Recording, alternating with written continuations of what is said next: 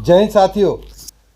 Delhi police ही नहीं, पूरे हिंदुस्तान की पुलिस में करप्शन, भ्रष्टाचार और मिसयूज ऑफ पावर एक ऐसा मुद्दा रहा है जो चाहे अनचाहे अक्सर पब्लिक डोमेन में आता रहता है। चाहे मामला बड़े ऑफिसर से जुड़ा हुआ हो, चाहे नीचे के पुलिस अधिकारियों से जुड़ा हुआ अप टू कांस्टेबल हो, परंतु चर्चा का विषय हमेशा रहा है। और दिल्ली पुलिस चूँकि राजधानी की पुलिस है और एक आदर्श पुलिस के रूप में देखी जाती है, क्योंकि तमाम तरह की संस्थाएं, जुडिशल जो संस्थाएं हैं, चाहे नेशनल ह्यूमन राइट्स कमीशन है, सेंट्रल विजिलेंस कमीशन है, इस देश की सबसे बड़ी अदालत सुप्रीम कोर्ट भी यहाँ मौजूद है, हाई कोर्ट मौजूद है, लोकल कोर्ट्स मौजूद हैं। और उनके रहते यदि यहाँ पर कोई बड़ा करप्शन का मामला निकल कर आता है और ख़ास तौर से आईपीएस से जुड़ा मामला, तो वाकई में पूरे हिंदुस्तान की निगाहें दिल्ली पुलिस की तरफ होती हैं। और ना ही इससे दिल्ली पुलिस की करकरी होती है, सिपाही से लेकर कमिश्नर सबको एक तरह से संदेह के घेरे में देखा जाता है। इवन परिवार के अंदर भी मुंह दिखाना मुश्किल हो जाता है। ये लगाया जाता है कि सारा सिस्टम भ्रष्ट हो चुका है। काफ़ी हद तक ये बात सत्य है। पहले केवल ये माना जाता था कि नीचे के पुलिस अधिकारी ही जो एग्जीक्यूशन में है या फील्ड के अंदर है वही करप्ट होते हैं, परंतु पूरे हिंदुस्तान में अब ये जग जाहिर हो चुका है कि एक ऐसी लॉबी महाभ्रष्ट है, आईएएस और आईपीएस, जिनके किस्से लगातार पूरे हिंदुस्तान में सुने जाते हैं और देखे जाते हैं। चाहे अभी पीछे सुसाइड के मामले आए हों पंजाब से और हरियाणा से, और गाए बगाए तमाम मुंबई पुलिस कमिश्नर, तमाम तरह के मामले जहां पर अरेस्ट हुई हैं, कमिश्नर लेवल तक के ऑफिसर्स की अरेस्ट हुई हैं, तो ये आई ओपनिंग हो जाता है। क्योंकि आईएएस और आईपीएस की सर्विसेज ऑल इंडिया सर्विस हैं और ये उम्मीद की जाती है कि ये ऐसे मापदंड स्थापित करेंगे कि लोग इनकी नज़ीर पेश करें।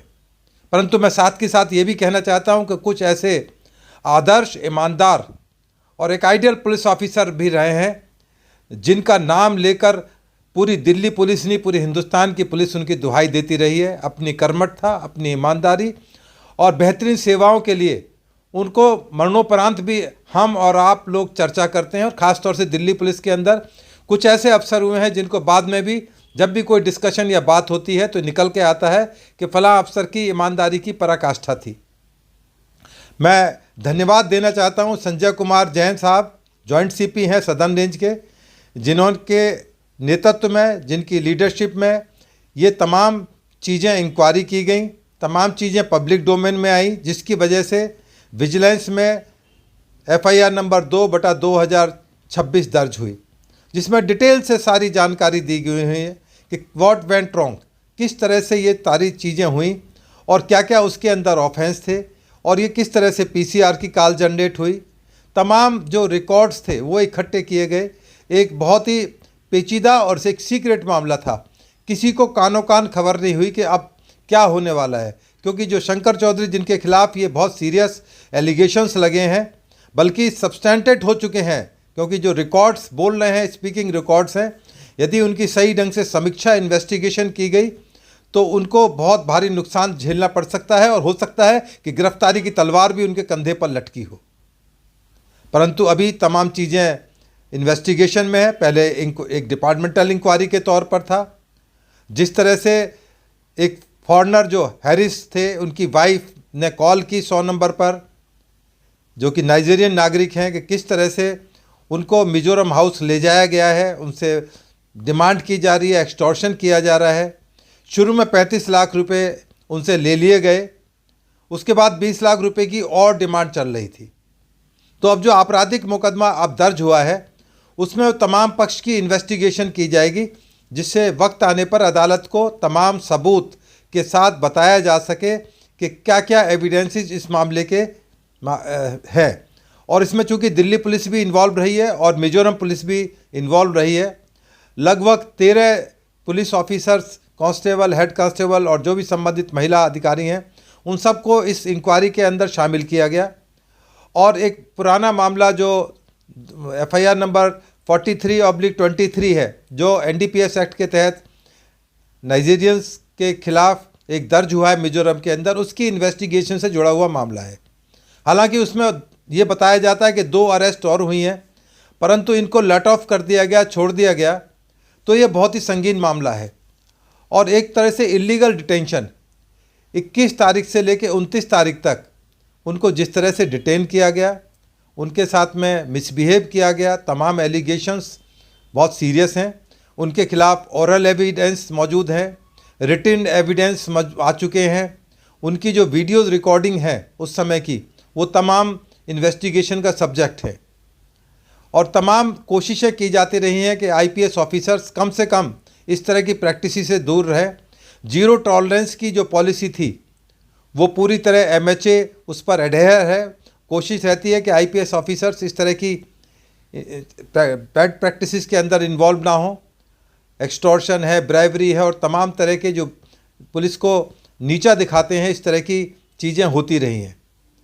हालांकि पुलिस के अंदर बहुत सारे आईपीएस ऑफिसर जो रिटायर भी हो गए या सर्विस में हैं, अभी भी विवादों के चर्चा के अंदर रहते हैं। गाहे बगाहे उनकी सूचना चुपचाप तरीके से, गुमसुम तरीके से पब्लिक डोमेन में आती रही हैं। पुलिस वालों को तो देर सवेर पता ही लग जाता है आपसी डिस्कशन के दौरान में। परंतु अब ये मामला बिल्कुल एक्सपोज हो चुका है। बल्कि मैं कहूँ तो पूरे इंडिया के अंदर जिस तरह से आईएएस के मामले निकल कर आए हैं, आपने देखा पूजा खेड़कर का केस, हरियाणा के एक सुसाइड केस, पंजाब का सुसाइड केस, करोड़ों की प्रॉपर्टी निकल कर आ रही हैं।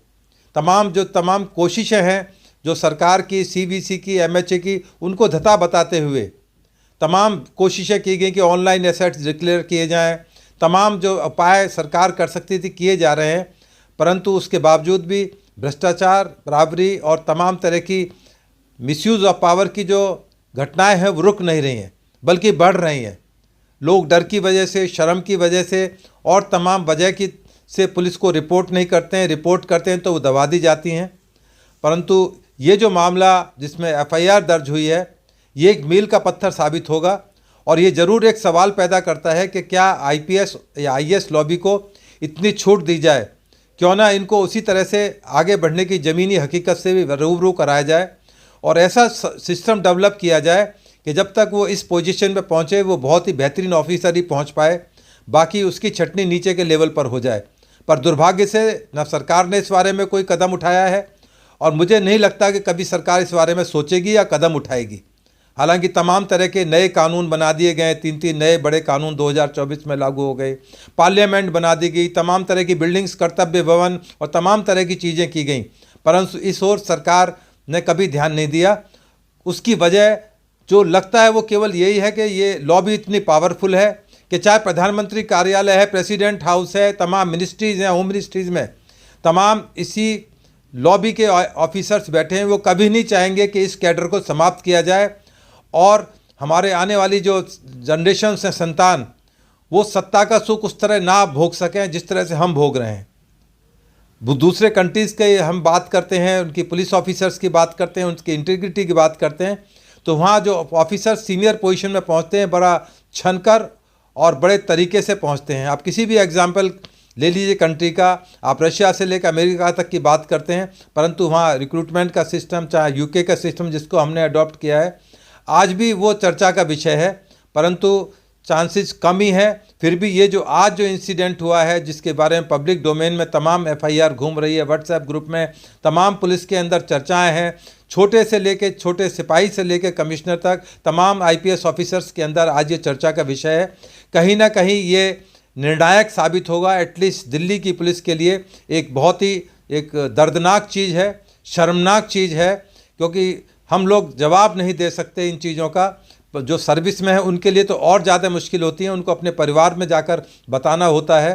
तो ये एक बहुत बड़ा अध्याय शुरू हुआ है और जो बाकी पुलिस ऑफिस आईपीएस ऑफिसर्स हैं, चाहे नीचे के ऑफिसर्स हैं, चाहे एसएचओ, एसीपी, उनके लिए भी एक नज़ीर बनेगा और कम से कम उनको सोचना चाहिए कि अब भ्रष्टाचार पर यदि ज़्यादा करा गया तो प्रहार भी हो सकता है। सतीश कुमार, संजय कुमार जैसे ऑफिसर्स मौजूद हैं, उनके लिए परेशानी का सबब बन सकते हैं। तो वक्त रहते अपने आप को और अंकुश लगाएं, रेस्ट्रेंट करें और इस तरह की इलीगल एक्टिविटीज़ में इन्वॉल्व ना हो, जिससे कि पूरी दिल्ली पुलिस और पूरे देश की बदनामी हो। क्योंकि ये जो इस तरह की चीज़ें होती हैं, आज डिजिटल का टाइम है, एआई का टाइम है, पूरे वर्ल्ड में चीज़ें जाती हैं और हमारी थू होती है। अभी हाल ही के अंदर एआई की एक बहुत बड़ी समिट दिल्ली के अंदर होने जा रही है, पूरे वर्ल्ड से लोग आएंगे। तो इस तरह की छोटी से छोटी घटना भी, छोटी से छोटी बात भी अब छिप नहीं पाएगी, सामने आएगी। आपके परिवार को, आपके समाज को, आपके गांव देहात और जहां से भी आप रहते हैं उसके अंदर आप मुंह दिखाने लायक ना रह जाएंगे। तो इसलिए कम से कम मेरी रिक्वेस्ट है आप सभी से, जो मेरे साथी पुलिस में सर्विस के अंदर हैं, कम से कम कुछ रेस्ट्रेंट बरतें। इस तरह की चीज़ पब्लिक डोमेन में ना आए कि दिल्ली पुलिस की बदनामी हो, भारत की बदनामी हो। हम बहुत कोशिश करते रहते हैं कि इस तरह की चीज़ ना हो, फिर भी उसके बावजूद भी ये चीज़ें हो जाती हैं। उम्मीद करता हूं कि शायद इस तरह की चीज़ों पर चेक एंड बैलेंस लगे। उम्मीद है मेरी सूचना, मेरी जो जानकारी है तमाम तक पहुंचेगी और इस पर कोई ना कोई और डेटरेंट एक्शन होगा और बेहतरीन SOP बनेंगी जिससे तमाम चीज़ों पर चेक एंड बैलेंसेज हो सके। इसी के साथ जय हिंद, जय भारत, नमस्कार।